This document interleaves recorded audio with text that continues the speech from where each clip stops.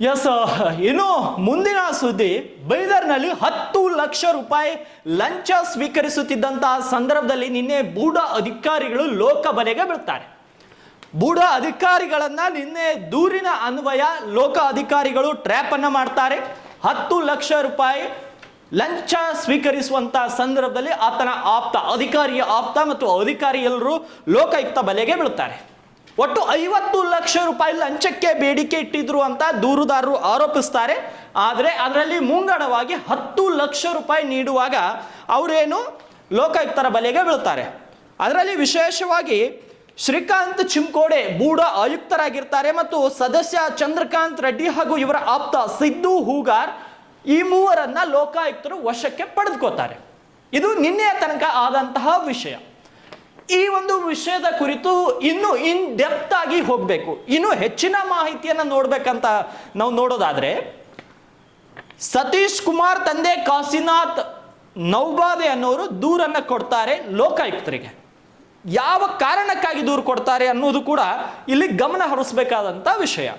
ಯಾವ ಕಾರಣಕ್ಕೆ ದೂರು ಕೊಡ್ತಾರಂತ ನೋಡೋದಾದ್ರೆ, ಬೈದರ್ ನಗರದ ಹೊರವಲಯದಲ್ಲಿರುವಂತಹ ಚಿಕ್ಪೇಟ್ ಗ್ರಾಮದ ಸರ್ವೆ ನಂಬರ್ 26/13, 26/14 ಮತ್ತು 26/15 ಸರ್ವೆ ನಂಬರ್ ಅನ್ನ ಶಿಲಾನ್ಯಾಸ, ಆ ಒಂದು ಲೇಔಟ್ನ ಕುರಿತು ಶಿಲಾನ್ಯಾಸ ಬೇಕಾಗುತ್ತೆ.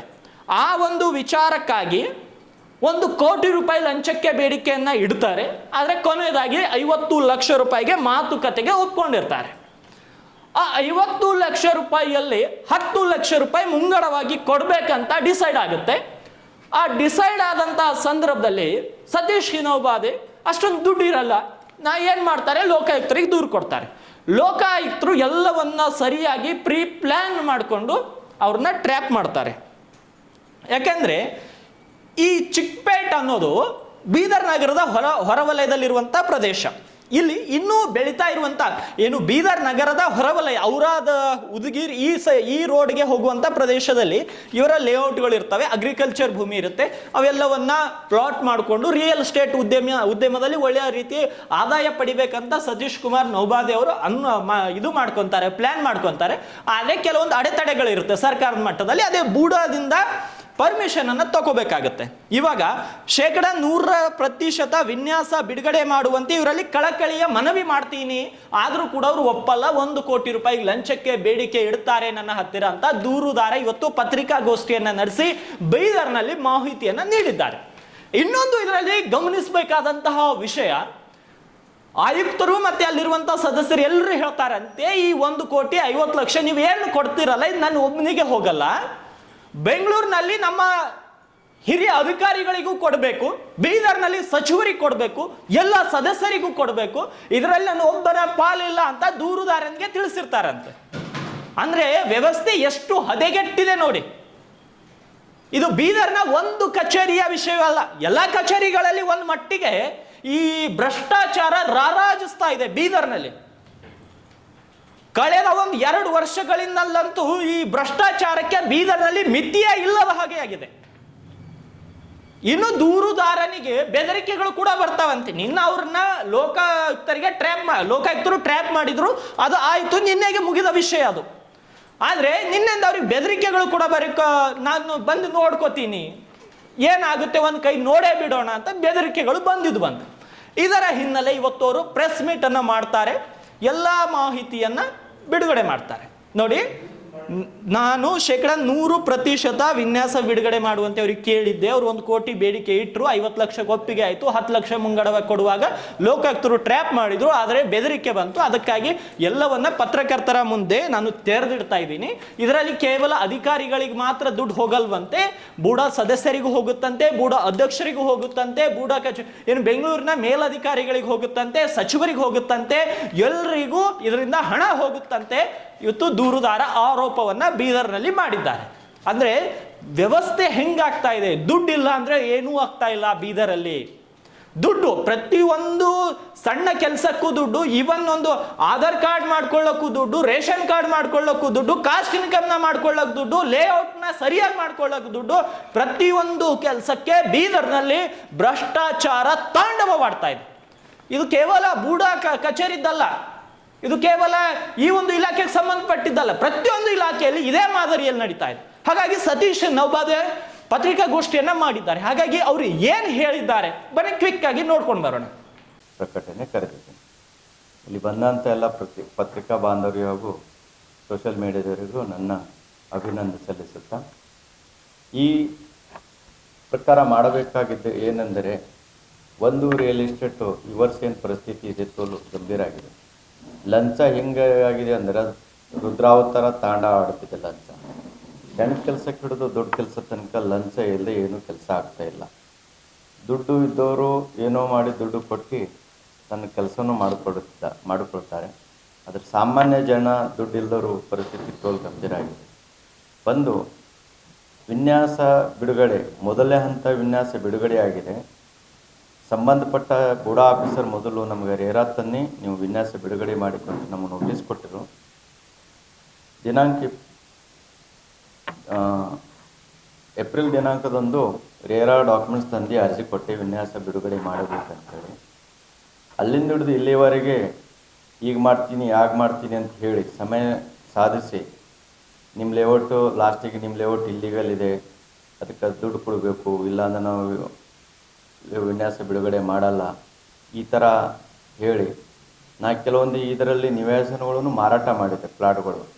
ಪ್ಲಾಟ್ ಮಾರಾಟ ಮಾಡಿದಂಥ ವ್ಯಕ್ತಿಗಳನ್ನು ಕರೆದು ಅದು ಲೇಔಟ್ ಇಲ್ಲಿಗಲ್ ಇದೆ, ನಿಮ್ಮ ಹಣ ದುಡ್ಡು ವಸೂಲು ಮಾಡಿರಿ ಅಂಥೇಳಿ ಮಾರಾಟ ಮಾಡಿದಂಥ ವ್ಯಕ್ತಿಗಳನ್ನು ಮುಖಾಂತರ ನನಗೆ ಕಿರುಕುಳ ಮಾಡೋದು ಪ್ರಯತ್ನ ಮಾಡಿದ್ದಾರೆ.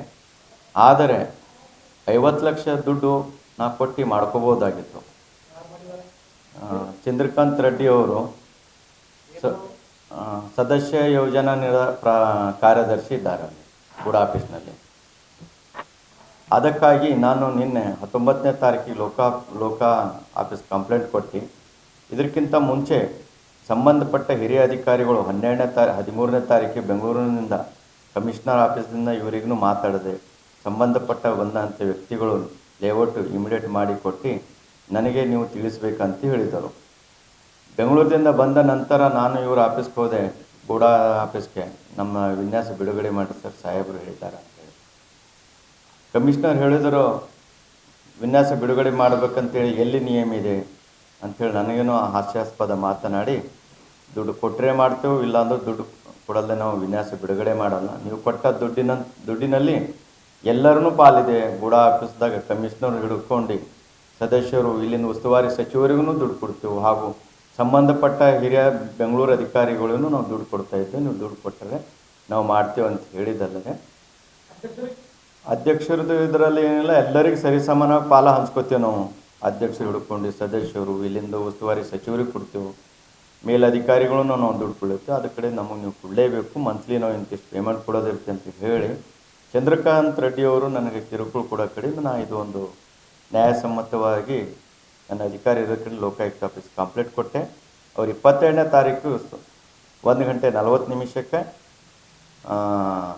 ಸಂಬಂಧಪಟ್ಟ ಬುಡಾ ಆಫೀಸ್ಗೆ ಹೋದೆ. ಅವರು ಫಲಾನೆ ಮನುಷ್ಯ ಕಳಿಸಿ ನಾ ಲಂಚ ಪಡೆದ ವ್ಯವಸ್ಥೆಯಲ್ಲಿ ಲೋಕಾಯುಕ್ತರು ದಾಳಿ ಮಾಡಿ ಸಂಬಂಧಪಟ್ಟ ದುಡ್ಡು ತಗೊಂಡಿವನು ಹಾಗೂ ಇವರಿಗೂ ಅರೆಸ್ಟ್ ಮಾಡಿ ಒಳಗೆ ಹಾಕಿದ್ದಾರೆ.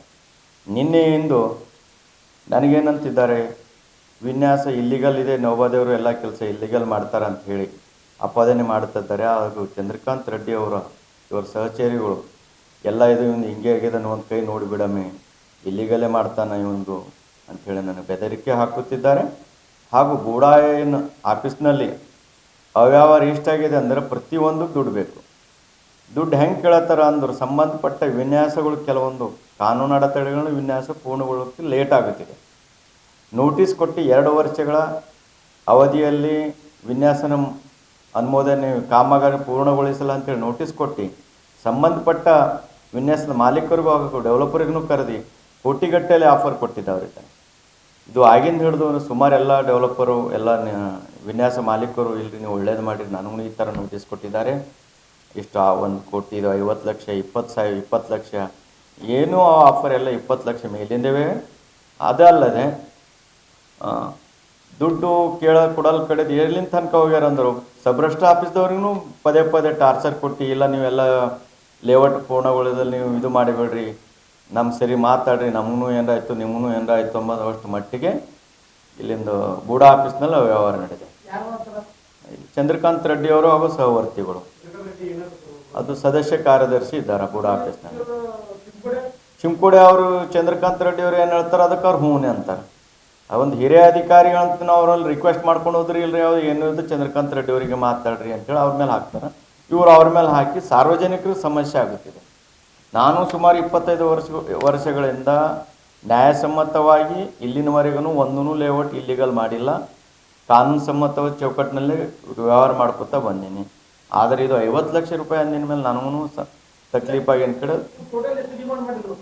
ಟೋಟಲ್ 1 ಕೋಟಿ ಕೇಳಿದ್ರು. 1 ಕೋಟಿ ಕೇಳಿದ ಮೇಲೆ ನಂದು ಅತಿ ಹೆಚ್ಚಾಯ್ತು. ನಾ ಲೇಔಟ್ ಮಾರೋರು ನನಗೆ 1 ಕೋಟಿ ಆಗಲ್ಲ, ಅದಕ್ಕೆ ನೀವು ಏನಾರ ಕಡಿಮೆ ಮಾಡಿದ್ರೆ 50 ಲಕ್ಷ ರೂಪಾಯಿಗೆ ಠರಾವ್ ಆಗೋಯ್ತು. ಇದು ಅಪ್ಲಿಕೇಶನ್ ನಾವು ಕೊಟ್ಟು ಮಾರ್ಚ್ ತಿಂಗಳಾಗ ಅಪ್ಲಿಕೇಶನ್ ಲೇಔಟ್ ಇದು ಮಣಿಗೇರ್ ಲೇಔಟ್ ಹತ್ತಿರ ಇದೆ, ಚಿಕ್ಕಪೇಟೆ ನಿಯರ್ ಗುರುದ್ವಾರ ಹತ್ತಿರ, ಅದ್ರ ಪಕ್ಕದಲ್ಲೇ ಇದೆ. ಸಂಬಂಧಪಟ್ಟ ಆಜುಬಾಜು ಎಲ್ಲ ಲೇಔಟ್ ಇದೆ. ಅದ್ರ ನಿವೇಶನ ಪೂರ್ಣ ಕಾಮಗಾರಿಗಳನ್ನ ಪೂರ್ಣ ಸಂಬಂಧಪಟ್ಟ ಇಲಾಖೆಗಳ ಎಲ್ಲ ಎನ್ಒಸಿನ ಸಬ್ಮಿಟ್ ಮಾಡಿ ದುಡ್ಡು ಇದು ವಿನ್ಯಾಸ ಬಿಡುಗಡೆ ಮಾಡೋ ಕಡೆಯಿಂದ ದುಡ್ಡು ಕೇಳ್ಯಾರ.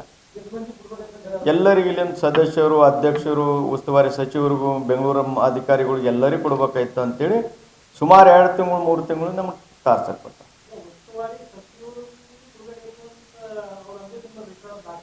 ಸಂಬಂಧಪಟ್ಟ ಆವಾಗನ ರೆಕಾರ್ಡಿಂಗ್ ಮಾಡ್ಕೊಂಡಿಲ್ಲ. ನನ್ನ ಮನನೊಂದು ಯಾವಾಗ ಲೋಕಾಯುಕ್ತ ಆಫೀಸ್ಗೆ ಹೋದೆ, ಅವರು ನೀವು ರೆಕಾರ್ಡಿಂಗ್ ಮಾಡಿರಿ ಅಂತೇಳಿ ನನ್ನ ಫೋನಿನಲ್ಲೇ ರೆಕಾರ್ಡಿಂಗ್ ಆಪ್ಷನ್ ಅವರೇ ಹಾಕ್ಕೊಟ್ಟಿದ ಮೇಲೆ ಇವು ರೆಕಾರ್ಡಿಂಗ್ ಆಗಿದೆ. ಕೆಲವೊಂದು ಮಾಹಿತಿಗಳು ಇದರದನ್ನು ರೆಕಾರ್ಡಿಂಗ್ ಆಗಿಲ್ಲ. ಸಚಿವರಿಗೆ ಅಂದರೆ ಸಂಬಂಧಪಟ್ಟವರಿಗೆ ಮಾತಾಡಿ ನಾವು ಉಸ್ತುವಾರಿ ಸಚಿವರು ನಮ್ದೇನು ಒಬ್ಬರು ಸೋದರಮಾವ ಇದ್ದಾರೆ, ಈಶ್ವರ್ ಖಂಡರು ಕಾರ್ಯಕರ್ತರು ಇದ್ದಾರೆ, ಅವ್ರಿಗೂ ತಿಳಿಸೀನಿ. ಅವ್ರಿಗೆ ಹಿಂಗೆ ಅಲತ್ತಾರ ಮಮ್ಮ ಹೆಂಗಾದ್ರೆ ಸಾಹೇಬ್ರು ಹಂಗೆ ಮಾಡಲ್ಲಪ್ಪ ಸುಳ್ಳು ಹೇಳ್ತಂದ್ರು. ಅವ್ರನ್ನ ಸಾಹೇಬ್ರಿಗೂ ಹೇಳ್ತಂದ್ರು. ಮತ್ತು ಸಾಹೇಬ್ರು ಅಲ್ಲಿ ಹೋಗ್ಬೇಕಾಯ್ತು ನೋಡ್ರಿ, ಯಾರು ಹೇಳೋರು ಮಾಡಲ್ಲ, ದುಡ್ಡು ಕೊಡೋ ತನಕ ಮಾಡಲ್ಲ ಅಂತೇಳಿ ಹೇಳಿ ಸಚಿವರ ಗಮನಕ್ಕೆ ತಂದಿಲ್ಲ. ನಮ್ಮದು ಸಂಬಂಧಿಕರಿಗೆ ಗಮನಕ್ಕೆ ತಂದೆ, ಅವ್ರವ್ರಿಗೆ ತಿಳಿಸ್ಲಿ ಅಂತ. ನಾ ಮಾಡ್ತಾ ಇಲ್ಲ, ಸಂಬಂಧಪಟ್ಟ ಆರೋಪಿ ಏನಿದ್ದಾರೆ ಚಂದ್ರಕಾಂತ್ ರೆಡ್ಡಿ ಅವರು, ಅವರೆಲ್ಲ ಕುಂತು ನಾವೆಲ್ಲರಿಗೂ ಕೊಡಬೇಕು, ಅದರ ಕಡೆ ದುಡ್ಡು ಬೇಕು, ನಿಮ್ದೆಲ್ಲ ಹಿಂಗೆ ಅದ, ನೀವು ದುಡ್ಡು ಕಮಾಸ್ಲತ್ತೀರಿ, ನಮಗೆ ಬೇಕು ಅಂತ ಹೇಳ್ಯಾರ.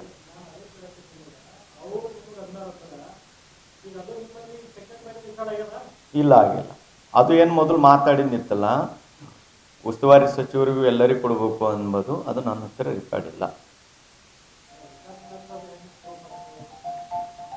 ಅವ್ರು ಹೇಳಿದ ಮೇಲೆ ದುಡ್ಡು ಯಾರಿಗೆ ಕೊಡ್ತೀರಿ ಅಂದ್ರೆ ಎಲ್ಲರಿಗೂ ಕೊಡ್ತೀವಿ ಅಂತ ಹೇಳಿ. ಯಾರು ಇದಿಲ್ಲ, ನಾನು ಒಬ್ಬನೇ ಇದ್ದೆ, ಎದುರುಗಡೆನೆ ಮಾತಾಡಿದೆ.